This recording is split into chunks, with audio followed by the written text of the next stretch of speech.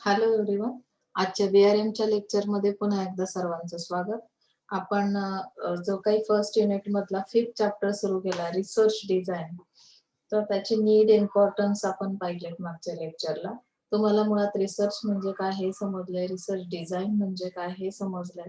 आता आपल्याला त्याचे टाइप्स बघायचे आहेत की कशा पद्धतीने रिसर्च केला जातो, किती टाइप्स मध्ये करू शकतो आपण. कारण की आपल्याला कुठलाही एकच ऑप्शन इथे रिसर्च मध्ये असणार नाही. आपल्याला 3 टाइप्स दिलेले आहेत रिसर्च डिझायनिंग करण्याचे, की प्रत्येकाला एकच डिझाइन आवडेल असं नाहीये. त्यामुळे हे ऑप्शन्स तुम्हाला दिले जातात. प्रत्येकाची आवड ही वेगवेगळी आहे, बरोबर ना? की कोणाला कुठल्या टाइपची डिझाइन आवडते, कोणाला कुठल्या टाइपची. म्हणजे तुम्ही जे काही कलेक्टेड डेटा आहे, जी इन्फॉर्मेशन आहे, ती कशा डिझाइनमध्ये अपेक्षित, तुमच्या डिझायर्स काय आहेत, त्यानुसार तुम्हाला हे टाइप्स यूज करायचे. आता इथे research design in case of exploratory research studies. Exploratory research म्हणजे काय? तर एक्झॅक्टली इथे त्यांनी दिलंय की these studies are also termed as formulative research studies, and the main purpose of such study is that of formulating a problem for more precise investigation. म्हणजे जो काही प्रॉब्लेम तुमच्या समोर आहे, तुम्ही रिसर्च करताय की नाही, काहीतरी प्रॉब्लेम क्रिएट झालेला आहे आणि त्याच्यावर मला प्रिसाइज इन्व्हेस्टिगेशन, अचूक असं काहीतरी तपास करायचा आहे. मग त्यासाठी आपण काय करतो की संशोधन केलं जातं. संशोधन करणं म्हणजे काय? Exploratory research studies. म्हणजे आता यामध्ये कसं डिझाइन करायचं? सपोज तुम्हाला अचूकता त्यामध्ये, अगदी कुठलीही त्यामध्ये एरर येता कामा नये. जो प्रॉब्लेम मी अ, त्याच्यावरचं सोल्युशन शोधणार आहे. संशोधन करणार म्हणजे काय, की त्यासाठी मी तपास करणार, इन्व्हेस्टिगेशन करणार आणि मग त्यानुसार मी ते डिझायनिंग करणार. मग ते इन्व्हेस्टिगेशन कशा लेव्हलचं असेल, त्यामध्ये दिलंय बघा. This research is mostly carried out when there is no sufficient information available about the issue to be studied. In other words, the researcher has either no knowledge or limited knowledge. म्हणजे exploratory research मध्ये तुमच्याकडे फार अशी information नाही, sufficient information नाहीये. आता एखादा गुन्हा घडला, सपोज तुम्हाला एक एक्झाम्पल देते, की कुठल्याही गुन्ह्यामध्ये, आता सपोज ते गुन्ह्याची नोंद झाली, काल परवा एखादा काहीतरी क्राईम झाला असेल किंवा काही कुठलाही गुन्हा असू शकतो. सोसायटीमध्ये अनेक प्रकारचे गुन्हे घडतात. पण मग जेव्हा सुरुवातीला म्हणजे अगदी स्टार्टिंग लेव्हलला ते इन्व्हेस्टिगेशन असतं, तेव्हा त्यांच्याकडे काही माहिती असते का? पोलीस असतात, ते त्याच्यावर तपास सुरू करतात. बऱ्याचदा ते जे फॅमिली मेंबर्स असतात, ज्यांच्या घरामध्ये काही गुन्हा घडलाय किंवा त्या गुन्ह्याशी रिलेटेड ज्या व्यक्ती आहेत, ज्यांनी ती नोंद केलेली आहे गुन्ह्याची, तर त्यांना काही प्रश्न विचारले जातात सुरुवातीला. मग त्यावेळेस तुमच्याकडे अशी सफिशियंट इन्फॉर्मेशन नसते. फार वरवरची माहिती असते, की काय झालंय नक्की किंवा किती वाजता झालाय. एवढ्या साध्या गोष्टी फार असतात. पण आपल्याला काय करायचंय, की तो जो इश्यू आहे, जो काही झालेला आहे. तर सपोज तुम्ही रिसर्चसाठी एक टॉपिक निवडला. मग त्यावर तुम्ही जेव्हा तपास सुरू करता, संशोधन करता किंवा इन्फॉर्मेशन कलेक्ट करण्याचा प्रयत्न करता, सुरुवातीला काही तुम्हाला आयडिया नसते, की या रिसर्चरला काही आयडिया नसते, की किंवा त्याबद्दल फारसं नॉलेज नसतं. मग ह्यामध्ये काय केलं जातं, की ज्या गोष्टी माहीत नाहीत, त्या माहीत करून घ्यायच्या असतात इथे. अननोन जे काही आहेत फॅक्टर्स, ते आपल्याला काय करायचे, एक्सप्लोरेटरी रिसर्चमध्ये जाणून घ्यायचे आहेत. The major emphasis of such a research design is on the discovery of new ideas. Such research design needs to be flexible. Inbuilt flexibility in research design is needed because the research problem broadly defined initially is transformed into one with more precise meaning in exploratory studies, which fact may necessitate changes in the research procedure for gathering relevant data. सुरुवातीला तुमच्याकडे sufficient information नाहीये, बरोबर? मग जेव्हा तुम्ही searching सुरू करता किंवा हे रिसर्च डिझाइन करायचं आहे, तेव्हा आपल्याला काही नवीन-नवीन आयडिया शोधाव्या लागतात, बरोबर ना? आता मला मग काय केलं पाहिजे, जेव्हा माझ्याकडे सफिशियंट डेटा नाही किंवा त्या वेळेस मी काय करेल, की काहीतरी क्रिएटिव्ह माइंडमधून एखादी आयडिया येईल आणि मग मी त्या पद्धतीने काय करेल, डिझायनिंग करेल, बरोबर? पण ते जे डिझायनिंग असेल ते फ्लेक्सिबल असेल. त्याचं कारण काय आहे, की जसं-जसं इन्व्हेस्टिगेशन पुढे-पुढे जाईल, तसं तुम्हाला रिलेव्हंट डेटा अवेलेबल होत जाईल. त्या पद्धतीने त्या डिझायनिंगमध्ये मला चेंजेस करता आले पाहिजे. म्हणजे काय, की ते डिझायनिंग हे फ्लेक्सिबल असणार आहे. ओके. सो इथे त्यांनी दिलाय generally the following 3 methods in the context of research design for search studies are talk about. 3 methods आहेत रिसर्च डिझायनिंगच्या. मग त्यामध्ये review of the available literature. एकदा तुम्ही रिव्ह्यू घ्या, की काय-काय तुमच्याकडे लिटरेचर म्हणजे किती साहित्य किंवा किती इन्फॉर्मेशन तुमच्याकडे अवेलेबल आहे. काही एक्सपर्ट सर्व्हेज केले जातात. काही केस स्टडीज तुम्ही स्टडी करता किंवा त्याचं इन्व्हेस्टिगेशन करता. बऱ्याचदा आपण काय करतो जनरल एक स्टडी केला जातो बघा. मी जसं तुम्हाला गुन्ह्याचं उदाहरण दिलं, की एखादा गुन्हा घडला तर काही तुमचे पास्ट एक्सपिरियन्स असतात. आता पोलीस त्या खात्यामध्ये काम करतात. म्हणजे अशा टाइपचे गुन्हे घडल्यानंतर, की मागच्या वेळी काय सिच्युएशन होती, कुठल्या कंडिशनमध्ये हा गुन्हा घडला होता किंवा काय. तर एक केस त्यांनी सॉल्व्ह केलेली असते. त्यावरून त्यांचा एक्सपिरियन्स असतो आणि त्यानुसार ते काही एस्टिमेट, अंदाज बांधले जातात. तसं इथे सुद्धा काय केलं जातं, की जेव्हा तुम्ही इन्व्हेस्टिगेशन करताय, एक्सप्लोरेटरी रिसर्च करताय, त्याचं डिझायनिंग करताय, तेव्हा एक्सपर्ट सर्व्हे करा. किंवा जे लिटरेचर आहे त्याचा रिव्ह्यू घ्या. म्हणजे पुन्हा-पुन्हा ते एकदा बघा. कधी-कधी काय होतं, की एखादी जी इन्फॉर्मेशन डेटा तुमच्याकडे येतो, फर्स्ट टाईम जेव्हा तुम्ही रीड करता किंवा फर्स्ट टाईम जेव्हा त्या इन्फॉर्मेशनचा विचार केला जातो, तेव्हा एकाच अँगलने आपण फक्त स्टडी करतो. पण तुम्ही जेव्हा त्याचा रिव्ह्यू घेता, तेव्हा तुम्हाला त्यातल्या ज्या काही छोट्या-छोट्या गोष्टी आहेत, त्या समजतात किंवा त्याचं अंडरस्टँडिंग होतं आणि त्यावरून आपण एक गेस तयार करतो. आलं लक्षात? म्हणून इथे रिव्ह्यू घेणं गरजेचं आहे. आता रिव्ह्यू ऑफ द अवेलेबल लिटरेचरमध्ये काय दिलंय बघा, की यामध्ये hypotheses stated by earlier workers may be reviewed and their usefulness be evaluated as a basis for further research. म्हणजे जे काही तुम्ही हायपोथेसिस तयार केलेत, जसं मी तुम्हाला आधीच सांगितलं, की कुठल्याही इन्व्हेस्टिगेशनच्या दरम्यान तुम्ही काय करता, सुरुवातीला काही हायपोथेसिस मांडले जातात. म्हणजे काही गृहीत धरल्या जातात गोष्टी. काय-काय इथे होऊ शकतं किंवा काय असू शकतं, काही कुठल्या पॉसिबिलिटीज इथे असू शकत नाही. तर मग यामध्ये त्यांनी सांगितलं, की त्याचं पुन्हा इव्हॅल्युएशन करा. फर्दर रिसर्चसाठी. बरोबर? मग it may also be considered whether the already stated hypothesis suggest new hypothesis. त्यातून पुन्हा तुम्ही काय कराल, की त्या रिसर्चच्या बेसवर तुम्ही पुन्हा इव्हॅल्युएशन केलं. जे स्टार्टिंगला तुम्ही हायपोथेसिस सिलेक्ट केले होते, जे युजफुल होते. पण त्यातून तुम्हाला जेव्हा पुन्हा-पुन्हा रिसर्च केला जातो, तर न्यू हायपोथेसिस काय होतात, समोर येतात. नवीन पॉसिबिलिटीज त्यातून बाहेर येतात. In this way the researcher should review and build upon the work already done by others. But in cases where hypotheses have not yet been formulated, his task is to review the available material for deriving the relevant hypothesis from it. म्हणजे जेव्हा आपण इथे काय करतो, की हायपोथेसिसवर आपण पुन्हा-पुन्हा study करतो, त्याचा रिव्ह्यू घेत जातो, तेव्हा आपल्या समोर काय येतं, की जे मटेरियल येतं, जो डेटा येतो, तो कसा असणार आहे, की तो रिलेव्हंट असेल. त्या हायपोथेसिसशी रिलेटेड असेल. आलं लक्षात? म्हणजे लिटरेचरचा आपण रिव्ह्यू घेणं का गरजेचं आहे? कारण फर्स्ट अटेम्प्ट मध्येच तुम्हाला सक्सेस मिळणार नाही. तुम्ही डायरेक्टली फाइंडिंग्स पर्यंत पोहोचू शकत नाहीयेत. काही पॉसिबिलिटीज सुरुवातीला तुम्ही काढणार आहात. त्याचा पुन्हा लिटरेचर रिव्ह्यू घेणार आहात. पुन्हा नवीन हायपोथेसिस तिथे तयार होतील आणि त्यातून तुम्हाला रिलेव्हंट डेटा मिळत जाईल. लक्षात आलं? एक्सपर्ट सर्व्हेमध्ये काय केलं जातं? This involve interviews with experts who have substantial knowledge and experience in the research area. आता इथे ज्यांच्याकडे नॉलेज आहे त्या एरियाचं. This involve interviews with experts. Expert persons जे आहेत, ज्यांनी आतापर्यंत रिसर्चमध्ये त्यांनी खूप काम केलेलं आहे, त्यांच्याकडे सफिशियंट नॉलेज आहे किंवा ते तुम्हाला त्यांच्या एक्सपिरियन्सचा आपल्याला या रिसर्च एरियामध्ये हेल्प मिळू शकते. त्या ठिकाणी त्यांचं काय केलं जातं, मदत घेतली जाते. The objective of such survey is to obtain insight into the relationship between variables and new ideas relating to the research problem. आता एक नवीन दृष्टिकोन तुम्हाला त्यामुळे मिळतो. जेव्हा तुम्ही एक्सपर्ट्सचे इंटरव्ह्यूज घेता, त्यांचे काही एक्सपिरियन्स ते तुमच्यासोबत शेअर करतात, तेव्हा एक्झॅक्टली तुमचा जो प्रॉब्लेम आहे, त्याच्याकडे बघण्याची एक नवीन दृष्टी तुम्हाला मिळते. म्हणजे व्हेरिएबल्स काय आहेत आपल्या जो काही रिसर्च आहे त्यामध्ये व्हेरिएबल्स कुठले आहेत, ते डिपेंडंट आहेत, इंडिपेंडंट आहेत. हा पार्ट मी तुम्हाला मागच्या लेक्चरला सांगितला, की ते त्यांच्यामधलं जे रिलेशन आहे किंवा ज्या न्यू आयडियाज त्या रिलेटेड आहेत, प्रॉब्लेम रिलेटेड, तर त्या तुम्हाला या एक्सपर्ट्स कडून मिळतात. For such a survey, people who are competent and can contribute new idea may be carefully selected as a respondents to ensure a representation of different types of experience, and the respondents so selected may then be interviewed by the investigator.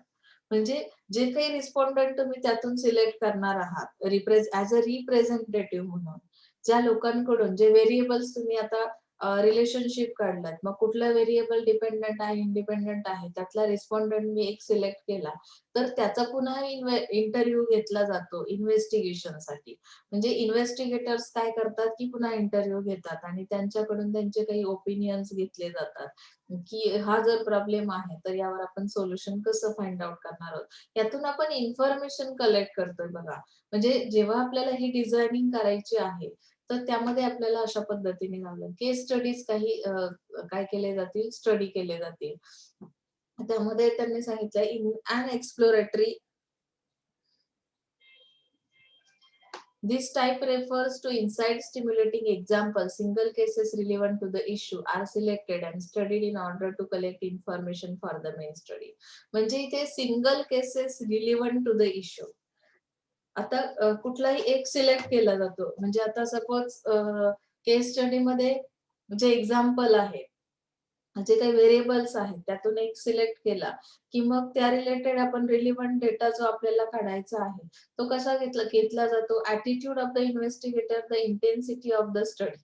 म्हणजे तुमचं इन्व्हेस्टिगेटरचं attitude कसं आहे? जेव्हा केस study आपण study करतो, म्हणजे एखादी केस जेव्हा बघितली जाते, त्यावर इन्व्हेस्टिगेशन केलं जातं, तेव्हा मुळात त्या इन्व्हेस्टिगेटरचा ॲटिट्यूड कसा आहे? बरेचसे लोकं असतात, की म्हणजे फर्स्ट अटेम्प्टमध्ये कुठल्याही केसकडे बघताना निगेटिव्ह बघतात, की यामध्ये काही अर्थ नाहीये किंवा यातून काही आउटपुटच निघणार नाहीये. हे जे आहे समोर जसं दिसतंय तसंच असणार आहे. म्हणजे त्यांचे जे काही अप्रोच असतो, ॲटिट्यूड असतं ते कसं असतं, की रूडली असेल. म्हणजे फार ते त्यामध्ये अटॅचमेंट नसेल.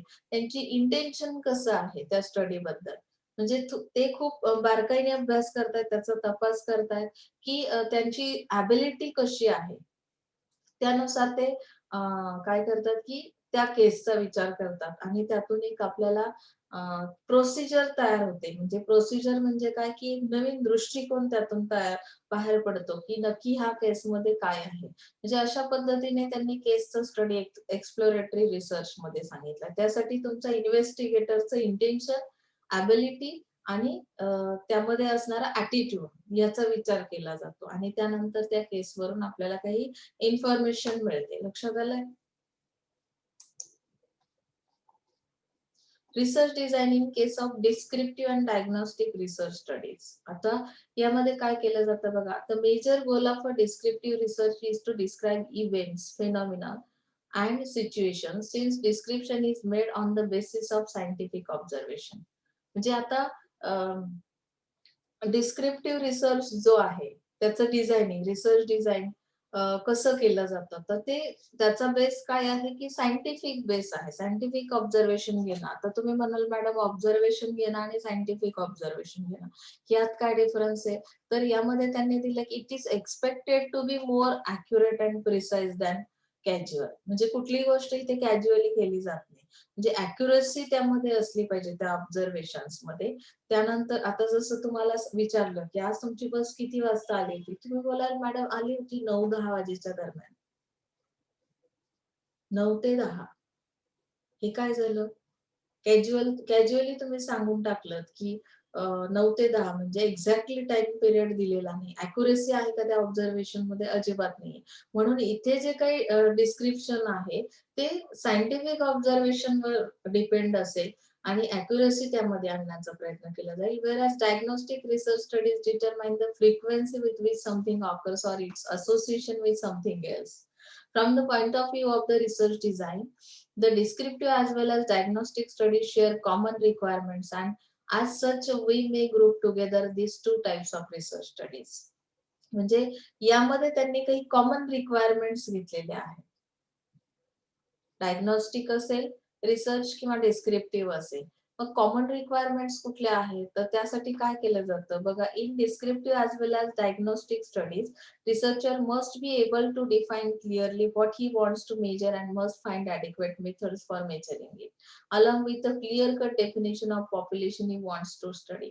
म्हणजे एक्झॅक्टली कुठल्या पॉप्युलेशन तुम्ही स्टडी करणार आहात, त्यामध्ये काय मला मेजर करायचं आहे, म्हणजे हे तुम्ही मेन्शन करणं खूप गरजेचं आहे. मग तो डिस्क्रिप्टिव्ह स्टडी असेल ॲज वेल ॲज डायग्नोस्टिक स्टडी असेल. डायग्नोसिस करतो की नाही आपण, तर रिसर्चरने हे फाइंड आउट करणं किंवा ते डिफाईन करणं क्लिअरली गरजेचं आहे, की मेजरमेंट्स मला नक्की कशाचे घ्यायचे आहेत. त्यासाठी ॲडिक्वेट मेथड मी कुठली ॲप्लाय करणार आहे आणि पॉप्युलेशन जी आहे, ती कुठल्या टाइपची असेल. पॉप्युलेशन कुठल्या टाइपची म्हणजे काय? की जसे आपण सेगमेंट्स पाहिले की नाही, सेगमेंट्स कसे तयार केले जातात, की मार्केट आहे, मार्केट सेगमेंट्स त्यानुसार तुम्ही कुठला ग्रुप सिलेक्ट करणार आहात स्टडीसाठी. Since the aim is to obtain complete and accurate information in the said studies and the procedure to be used must be carefully planned. The research design must make enough provision for protection against bias and must maximize reliability with due concern for the economical completion of the research study. आता यामध्ये तुम्हाला लक्षात येईल बघा,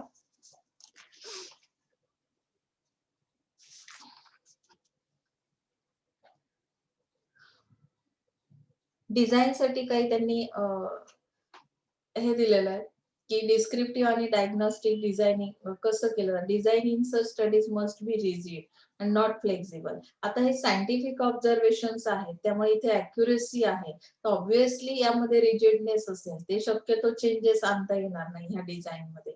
इथे तुम्हाला flexibility अजिबात असणार नाही. So must focus attention on the following. मग हा जो डिस्क्रिप्टिव्ह रिसर्च आहे, यामध्ये कुठल्या गोष्टीवर फोकस करणार आहात तुम्ही? Formulating the objective of the study. आता याचे ऑब्जेक्टिव्ह तुम्ही डिसाईड करणार आहात. मग इथे स्पेसिफाय करा. Descriptive study the first step is to specify the objectives with sufficient precision.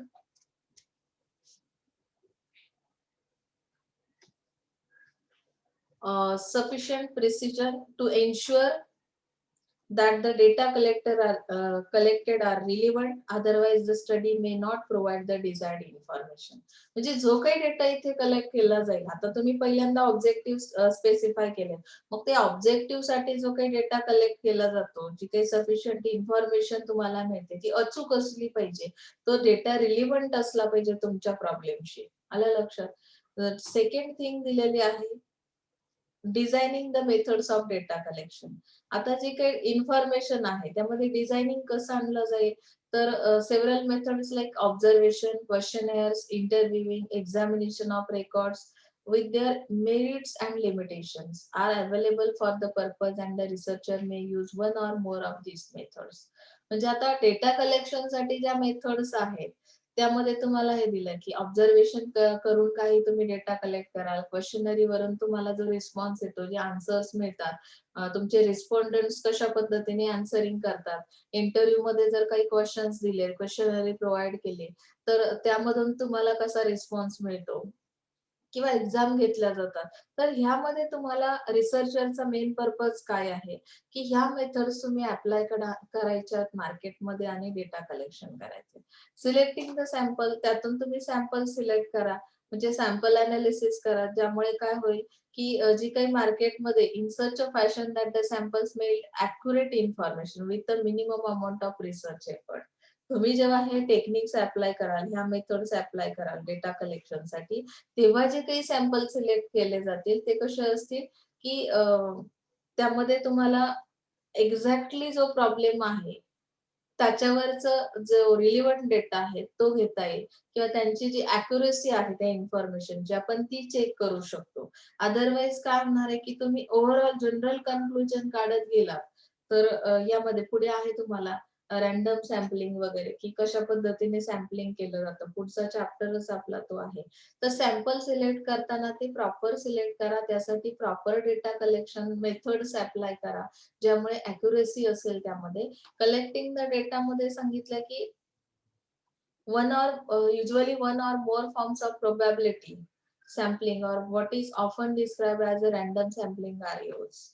म्हणजे काय की रॅन्डम सॅम्पलिंग हे स्टार्टिंगला केलं जातं, ज्यामध्ये आपण काय म्हणतो की प्रोबॅबिलिटी सॅम्पलिंग. प्रोबॅबिलिटी म्हणजे काय की आपण इन फ्युचरच्या काही पॉसिबिलिटीज काढतो. काय संभाव्य आहे? इन फ्युचर जर आपण रॅन्डम सॅम्पलिंग म्हणजे आपल्याला जो डेटा कलेक्ट करायचा आहे, तर तो जनरली रॅन्डमली काढला जातो. As data are collected should be examined for completeness, comprehensibility, consistency and selectability. म्हणजे ते सॅम्पल करेक्ट आपण चूज केलंय का? की जे रिस्पॉन्डंट्स आहेत, ते कशा पद्धतीचा रिस्पॉन्स देतायत, याचा विचार इथे करणं खूप गरजेचं असणार आहे. Processing and analysing the data. आता ही जी मेथड आहे, यामध्ये बघा, ही फ्लेक्सिबल नाही. ही जी काही रिसर्च डिझाइन आहे, यामध्ये डिस्क्रिप्टिव्ह रिसर्च डिझाइन, तर त्यामध्ये आपण कुठल्या गोष्टीवर फोकस करायचा आहे, हे पॉइंट्स आपण स्टडी करतोय. यामध्ये कोडिंग हा पार्ट येतो. Processing and analysing the data. म्हणजे जनरली जो डेटा कलेक्ट केलेला आहे, त्यावर कोडिंग केलं जातं. The observations, tabulating, performing several statistical computation, appropriate statistical operation, ज्या काही मी तुम्हाला स्टॅटिस्टिकल मेथड सांगितल्या, की कॅल्क्युलेशन्स केले जातात, टेस्ट घेतल्या जातात आणि त्यामधून जे कन्क्लुजन्स येतात ते स्टडी तुमच्या रिसर्च स्टडीशी कशा असतील, कन्सर्न असतील. बरोबर? लक्षात आलं? Reporting the finding. आता रिपोर्टिंग द फाइंडिंग मध्ये काय दिलंय बघा, की this is the task of communicating the findings to others and the researcher must do it in an efficient manner. म्हणजे तुम्हाला रिपोर्ट द्यायचा आहे. म्हणजे तो रिसर्चर जो आहे, ज्याने आतापर्यंत एवढा डेटा कलेक्शन केला, वेगवेगळ्या मेथड्स अप्लाय केल्या, सॅम्पल्स कलेक्ट केले, सॅम्पल्सच्या नंतर पुन्हा त्यांच्याकडून काही रिस्पॉन्सेस मिळाले. तर जे काही तुम्ही काम केलेलं आहे रिसर्चरने, त्यानंतर जे काही फाइंडिंग्स मिळाल्या त्याचं रिपोर्टिंग करायचं आणि ते इफिशियंटली करायचं आहे. ते कम्युनिकेट करायचंय अदर्स सोबत. The layout of the report needs to be well plan. Report बनवताना तो वेल प्लॅन असावा. यामध्ये दिलंय so that all the things relating to the research study, म्हणजे रिलिव्हंट डेटा तुम्ही काढलेल्या फाइंडिंग ज्या काही आलेल्या आहेत तुमच्या प्रॉब्लेमशी रिलिव्हंट आहेत and may be well presented in simple and efficient style. ते जे काही रिपोर्टिंग आहे, ते जे काही प्रेझेंटेशन रिसर्चर करणार आहेत, ते कसं असलं पाहिजे, सिम्पल असलं पाहिजे आणि एफिशियंट स्टाईल त्याची असली पाहिजे. तेव्हा काय होईल, की तुम्ही काहीतरी डिस्क्रिप्टिव्ह रिसर्च म्हणजे त्यामध्ये सगळ्या गोष्टींचं काय असेल, इन डिटेल्स दिलेले असतील आणि ते जर सिंपल आणि साध्या लँग्वेज मध्ये नसतील किंवा एफिशियंटली ती स्टाईल नसेल, तर कदाचित दुसऱ्यांना तो रिसर्च कळणारच नाही. तुम्ही नक्की काय फाइंड आउट केलं. लक्षात आलं? आता एक्सप्लोरेटरी आणि डिस्क्रिप्टिव्ह यामध्ये काय बेसिक डिफरन्स आहे रिसर्च डिझाइन मध्ये बघा. ओव्हरऑल डिझाइन कसं आहे, हे फ्लेक्झिबल आहे एक्सप्लोरेटरी मध्ये. यामध्ये चेंजेस करता येतात. यामध्ये रिजिडनेस आहे डिस्क्रिप्टिव्ह मध्ये. त्याचं कारण हे सायंटिफिक ऑब्झर्वेशन्स आहेत यामध्ये. सॅम्पलिंग डिझाइन कसं आहे, नॉन प्रोबॅबिलिटी सॅम्पलिंग डिझाइन. म्हणजे इथे कुठल्याही प्रकारचे संभाव्यता ज्याला म्हणतो आपण. प्रोबॅबिलिटी सॅम्पलिंग डिझाइन म्हणजे काय, की काही गोष्टी ह्या शक्य असतात. म्हणजे आपण ज्याच्याबद्दल काय करतो, की पॉसिबिलिटीज काढतो. इथे no pre plan design for analysis. म्हणजे अगोदर काही डिझाइन केलं जात नाही एक्सप्लोरेटरी मध्ये. इथे प्री प्लॅन डिझाइन असणार आहे अनालिसिस साठी. Unstructured instruments for collection of data. Structured are well thought out instrument. Descriptive study जो आहे त्यामध्ये सायंटिफिक ऑब्झर्वेशन्स घेतले जातात. म्हणजेच ऑब्व्हियसली इथे structure or well thought out instruments for collection of data. Okay. म्हणजे इथे एक स्ट्रक्चर बनवलेलं असेल, त्यात जाऊन तुम्हाला वर्क करायचंय आणि त्यातून कलेक्शन करायचं आहे, डेटा कलेक्शन. इथे अनस्ट्रक्चर आहेत. एक्सप्लोरेटरी रिसर्च मध्ये काही गोष्टी अनस्ट्रक्चर आहेत. No fixed decision about the operational procedure. इथे कुठलाही एक फिक्स डिसिजन नसतो, म्हणजे काय नक्की प्रोसिजर असेल. इथे advance decision about operational products. Science काय करतं, एखादी थेरी मांडतं आणि त्यावरून तुम्हाला कन्क्लुजन काढायचंय. मध्ये तुम्ही जे काही फंक्शन्स करता, म्हणजे ऍडव्हान्स डिसिजन घेतलेला असतो इथे डिस्क्रिप्टिव्ह स्टडी मध्ये. लक्षात आलं? Research design in case of hypothesis, testing research studies, experimental studies. आता यामध्ये बघा, hypothesis testing research studies are those where the researcher test the hypothesis of causal relationships between variables. आता यामध्ये जे काही हायपोथेसिस टेस्टिंग रिसर्च स्टडी आहे किंवा experimental study आहे, तर यामध्ये तुम्हाला काय दिलंय की हायपोथेसिस जेव्हा तयार केले जातात, कुठल्याही पॉसिबिलिटी जेव्हा आपण काढतो, काही गृहीतक काढतो, ते कशाशी रिलेटेड असतात, की त्यामध्ये आपला काही पूर्वग्रह जो आहे तो इथे रेड्यूस केला जातो. बायस म्हणजे काय? हे बघा, such studies require procedures that will not only reduce bias and increase reliability. काही गोष्टी रिलायबल असल्या पाहिजे, म्हणजे विश्वास ठेवण्यासारख्या. जसं मी तुम्हाला सांगितलं, हायपोथेसिस मध्ये तुम्ही एखादी गोष्ट अशी मांडली पॉसिबिलिटी, की जी रिलिव्हंट नाहीये त्या प्रॉब्लेमशी किंवा ते होणं शक्य नाहीये, ती रिलायबल डेटा नाही तुम्ही जो काही कलेक्ट केलेला आहे, but will permit drawing इन्फरन्सेस about casualty. म्हणजे जे काही तुम्ही जे काही तुम्ही कराल, तर त्यामध्ये इन्फरन्सेस म्हणजे काय, की काहीतरी निष्कर्ष काढला जातो. फायनली आपण जे काही निष्कर्ष काढतो, की इन्फरन्सेस अबाउट कॅज्युअलिटी म्हणजे कुठलं तरी रिझन असलं पाहिजे त्यामागे. तो डेटा जो आहे, ते हायपोथेसिस जे आहे, ते रिलिव्हंट आहेत, रिलायबल आहेत की नाही, हे तुम्ही कशावरून डिसाईड केलं? तर त्यासाठी काहीतरी रिझन तुमच्याकडे असलं पाहिजे. आलं लक्षात? म्हणजे अशा पद्धतीने हे हायपोथेसिस टेस्टिंग रिसर्च केला जातो.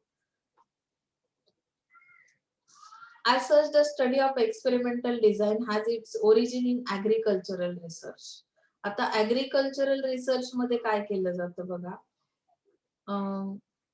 एक्सपेरिमेंट्स घेतले जातात. जसं आता त्यांनी इथे दिलंय, professor Fisher found that by dividing agricultural fields or plots into different blocks, म्हणजे जे प्लॉट्स आहेत त्यांचे ब्लॉक्स तयार केले जातात, and then by conducting experiments in each of these blocks.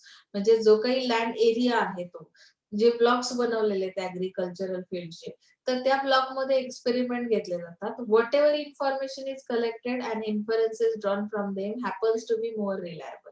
तुम्ही प्रॅक्टिकली काय केलं, तिथे तो प्लॅन इम्प्लिमेंट केला, त्यावर एक्सपेरिमेंट घेतलेत आणि त्यानुसार इन्फरन्सेस म्हणजे निष्कर्ष काढले गेले, that happens to be more reliable. ते जास्त विश्वासार्ह आहे, कारण ते तुम्ही स्वतः प्रॅक्टिकल करून बघितलेलं असणार आहे. म्हणजे अशा पद्धतीने हे हायपोथेसिस टेस्टिंग रिसर्च मध्ये केलं जातं. And this facts inspired him to develop a certain experimental designs for testing hypothesis concerning scientific investigation. म्हणजे हे जे काही आहे याच्यामध्ये सायंटिफिक इन्व्हेस्टिगेशन येतं. So today the experimental designs are being use in research relating to phenomena of several disciplines. Since experimental designs originated in the context of agricultural operations, we still use, though in a technical sense, several terms of agriculture in experimental designs. म्हणजे agriculture base जर असेल तुमचा problem त्या related असेल, तर यामध्ये experiments घेतले जातात आणि त्यामध्ये डिसिप्लिन आहे एक प्रकारचा हायपोथेसिस टेस्टिंग मध्ये. हा पार्ट नाहीये तुम्हाला पुढचा. ऍज पर सिलेबल 3 मेथड्स दिलेल्या आहेत, तेवढ्याच तुम्ही स्टडी करायचं. इथे क्वेश्चनरी आहे. ओके, मग हे क्वेश्चन तुमचा हा 5th चॅप्टर इथे कम्प्लीट झाला. आता 6th चॅप्टर जो आहे तुमचा सॅम्पलिंगचा, तर तो आपण पुढच्या लेक्चरला घेऊया. सॅम्पलिंग झालं की तुमचा फर्स्ट युनिट संपेल. एका लेक्चर मध्ये तुमचा अजून फर्स्ट युनिट संपणार आहे. पुढचा लेक्चर आपण उद्यासाठी घेऊया. तुम्हाला हे समजलंच असेल असं कन्सिडर करून मी इथे थांबते. जरी काही अडचण असेल तर प्लीज विचारायचं आणि नोट्स काढत चला. So thank you so much.